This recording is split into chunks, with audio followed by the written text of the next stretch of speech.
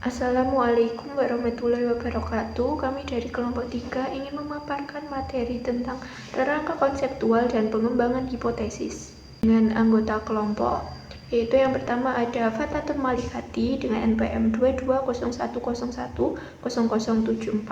Kemudian ada Alin Pujayanti dengan NPM 2301010027. Kemudian ada Hafida Naila Wafa dengan NPM 2301010029.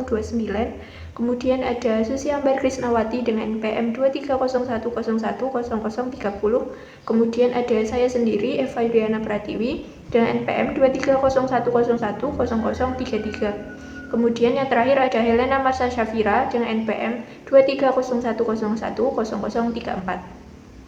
Sebelumnya saya Eva Yuliana Pratiwi ingin memaparkan apa sih pengertian dari rangka konseptual itu.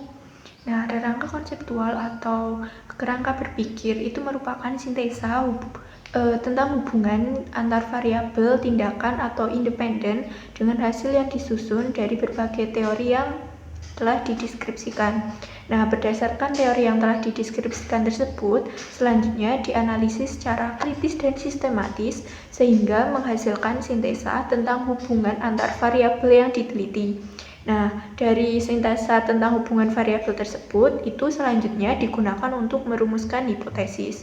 Untuk penjelasan selanjutnya akan dijelaskan oleh presenter selanjutnya. Baik, saya Alin Pujayanti, NPM 27 akan melanjutkan tentang penyajian atau langkah-langkah penyusunan kerangka konseptual. Yang pertama itu adalah menetapkan variabel yang diteliti.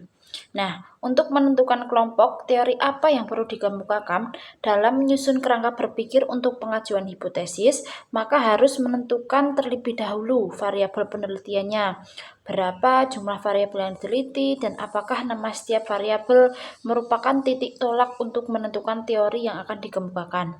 Yang kedua, membaca buku dan hasil penelitian atau HP.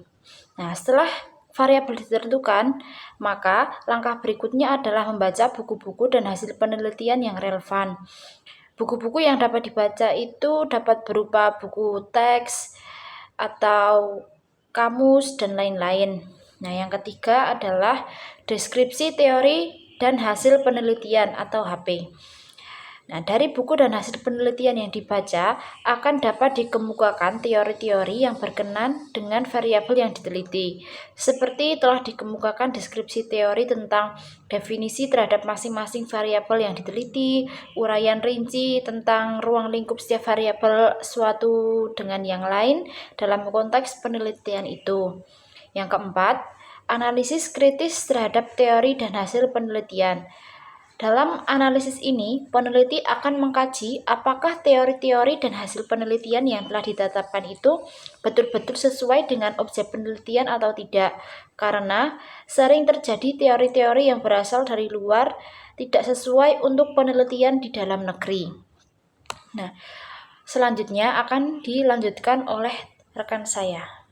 Saya Susi Ambar Krisnawati, NPM 2301010030. Saya akan melanjutkan langkah-langkah menyusun kerangka berpikir. Yang nomor 5 itu adalah analisis komparatif terhadap teori dan hasil penelitian. Jadi itu merupakan proses untuk membandingkan beberapa teori dari hasil penelitian. Penelitian itu digabungkan ide-ide dari teori yang berbeda atau mengarahkan teori yang terlalu kompleks, dan tujuannya itu untuk mendapatkan pemahaman yang lebih baik tentang topik yang telah diteliti. Selanjutnya nomor 6 yaitu sintesis kesimpulan.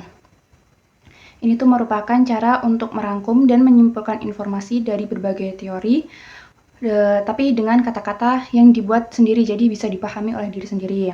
Dan cara melakukannya itu dengan analisis kritis dan komparatif, penelitian dapat membuat kesimpulan sementara.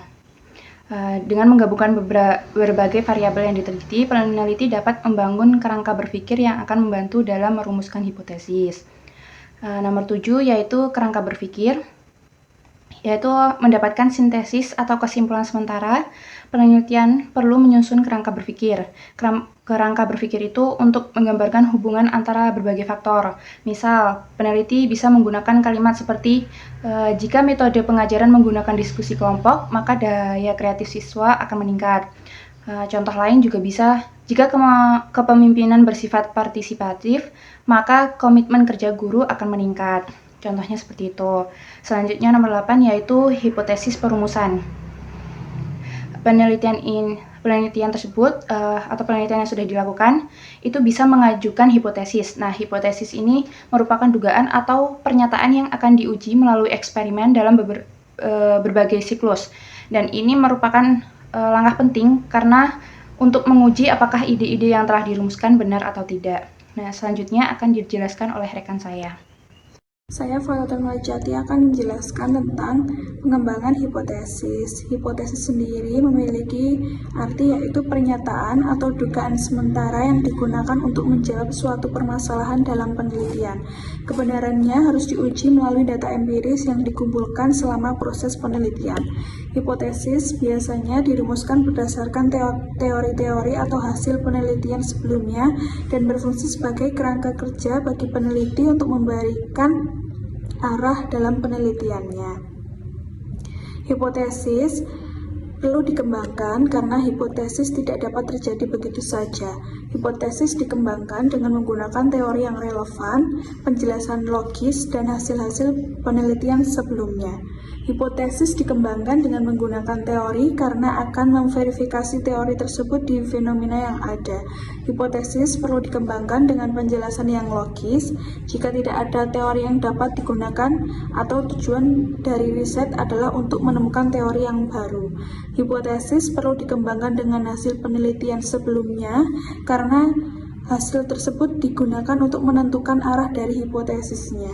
Hipotesis dikembangkan dengan maksud supaya tujuan dari riset untuk menerima hipotesisnya dapat tercapai dengan kemungkinan yang besar. Selanjutnya, saya di sini akan menjelaskan tentang karakteristik yang baik dalam hipotesis. Yang pertama, dikembangkan menggunakan teori yang sudah ada. Penjelasan logis atau hasil-hasil penelitian sebelumnya untuk mengkonfirmasikan teori hipotesis dikembangkan dengan teori yang ada. Arah hubungan variabel hipotesis dikembangkan melalui hasil-hasil penelitian sebelumnya. Jika hipotesis merupakan hal yang baru dan belum ada teorinya, penjelasan logis digunakan untuk membangun dalam hipotesis ini. Yang kedua yaitu hipotesis menunjukkan maksud yang jelas. Sebuah hipotesis harus dirumuskan dengan bahasa yang lugas, spesifik, dan mudah dipahami. Hipotesis yang baik tidak multitafsir dan orang dapat mengkomunikasikan dengan jelas. Orang lain yang membacanya juga akan langsung paham dengan arah dari penelitian yang sedang dilakukan ini. Yang ketiga, hipotesis dapat diuji.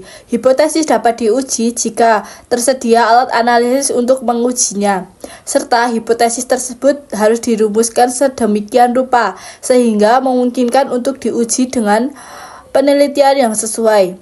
Baik metode penelitian yang sesuai, baik melalui pengumpulan data kuantitatif maupun data kualitatif. Yang keempat, hipotesis ini lebih baik dari hipotesis kompetisinya atau kompetisi hipotesis.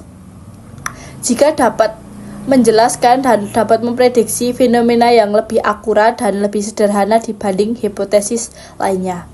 Selanjutnya akan dijelaskan oleh teman saya.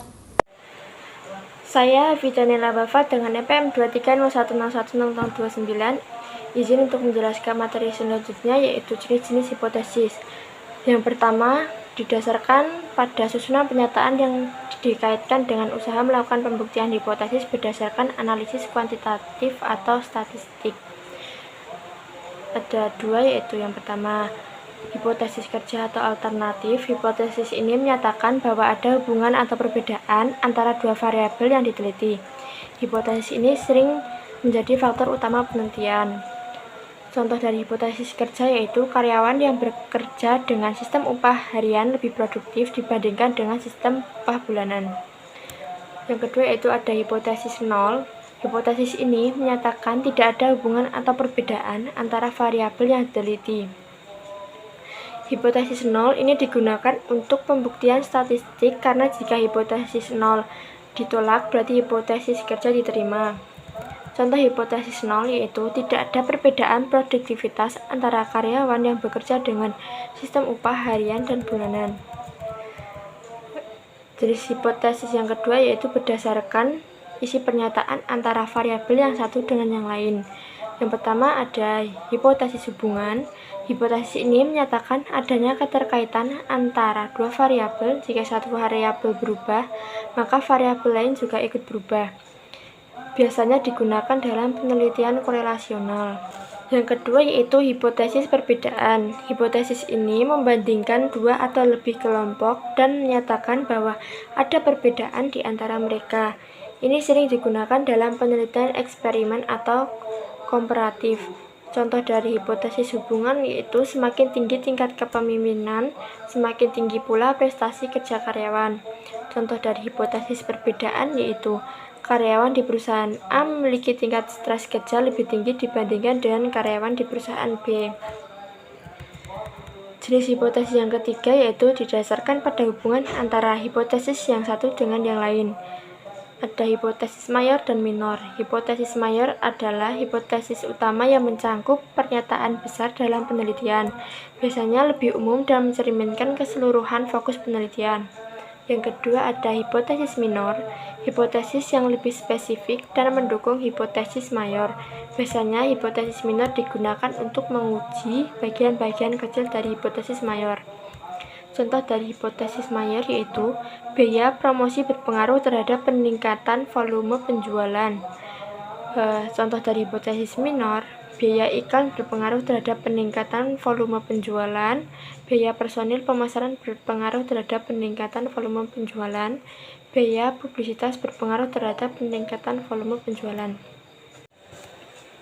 Itu saja presentasi dan materi yang dapat kami sampaikan. Mohon maaf bila terdapat kesalahan kata. Terima kasih. Wassalamualaikum warahmatullahi wabarakatuh.